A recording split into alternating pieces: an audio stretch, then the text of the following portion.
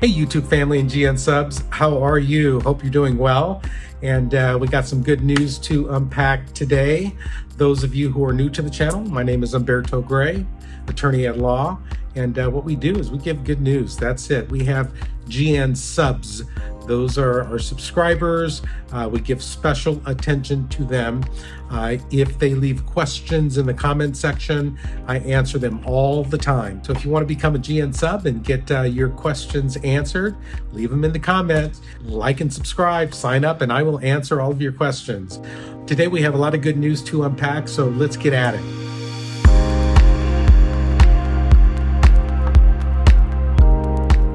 All right, so starting August 1st, the second phase of the premium processing is coming in place. So premium processing is where you can pay an additional fee, $2,500, and you can have your petition expedited. It wasn't available for the EB1 multinational executives and the EB2 national interest waivers. Now, there's going to be a lot more applications filed under that national interest waiver. EB2, why? Because national interest waivers now have been extended to STEM, the field of science, technology, engineering, and mathematics. So that's huge. So now the second phase is if you previously filed an I-140 as a multinational executive and or an NIW national interest waiver petition, you can now premium process those that were previously filed. For the multinational executive, the petition had to be filed before July 1st, 2021, and for the NIW, it had to be filed before August 1st, 2021. So if you have a petition that's been pending for quite some time, you can premium process it now. All right, so that's great news. For information regarding premium processing in general, just go to the USCIS.gov website. It's great. Do premium processing search and it comes right up. All right, some good news, the AAO, all right? This is when you appeal denied decisions. It's called the Administrative Appeals Office. And usually, I tell you, it took years to get an answer from these folks. Well, they're trying to streamline their decisions. The way that it usually works when you file an appeal of a non-immigrant visa petition or an employment-based petition or a family petition for that matter, you file the appeal to the office that made the decision. That office then has 45 days, they state now. They have 45 days to see if they're going to overturn the decision and give you a favorable decision. If not, they'll send it up to the AAO separate office. Now, the AAO now states they will provide an answer within 6 months. All right, well, let's see what happens. Let's hope that happens because, we're filing lots of appeal. We're getting bad decisions and we have to appeal to the AAO and we're hoping they're going to give us a favorable decision overturning the initial denial. I put a chart in the description box below with cases that they actually have adjudicated within timeframes. Interesting stuff. You can see the type of petition, the number of petitions, and the number of adjudications. So that's good stuff. You want to peek at it, all right?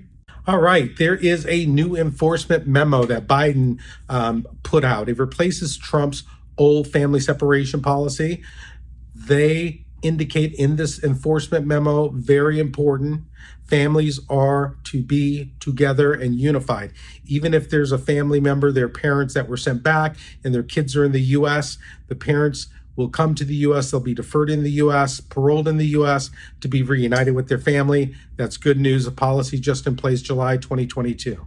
All right, another bit of good news. Lottery 2023 results are in. There are approximately 119,000 registrants, okay? That was from a pool of 9.5 million applications. So that's happening. The 2024 lottery is going to be announced very soon here. So keep your ears and eyes open if you weren't chosen for this lottery. You could try again every year. I put in the description box below the visa bulletin for August 2022. If you peruse there, you'll see the dates for employment, the dates for family. You'll see the information from the lottery, both 2022, 2023, and then again, 2024 is going to come very soon here.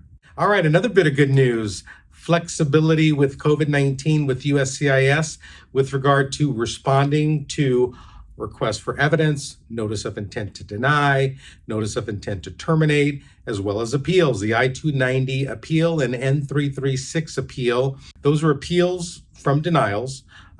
Those are also a request for rehearing in the context of citizenship cases.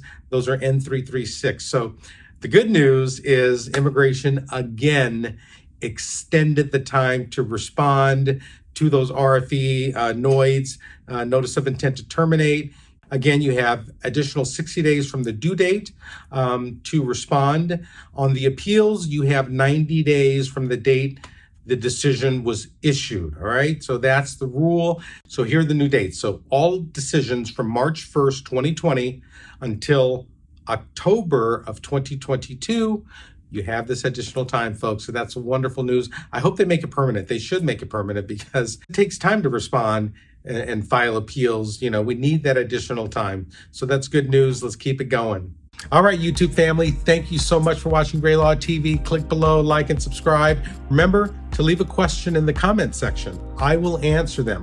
Also, we have an unbelievable playlist. Go to the playlist, check out the videos, for example, marriage cases. You can go to those videos. It'll show you and give you information exactly, how to file your marriage petition, what it's all about. There's tons of good stuff, employment-based section. So check it out. For those of you who haven't subscribed, if you like it, subscribe. All right, we'll see you next week.